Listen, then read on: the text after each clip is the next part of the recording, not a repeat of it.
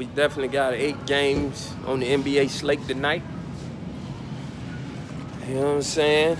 And tonight, I think it's gonna be by respect. And I think y'all forgot who won the NBA title last year, man. What's the motherfucking egg, man? God damn, look at this shit. Nah, that ain't gonna work there, buddy. One busting up, man. Oh, you gotta buy it, dude. I ain't bust that motherfucker.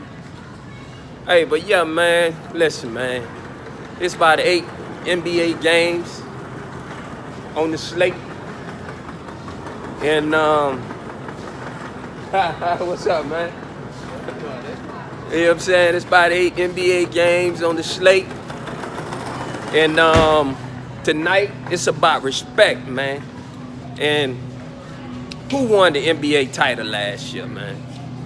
You know what I'm saying? I think y'all forget. But that was last year. We going back with the Heat. Miami tonight, plus them 4.5. I got to take it, man. Last year was last year. And Giannis them, they won that there. We can't take that away from them. But this year, it's a new day, man.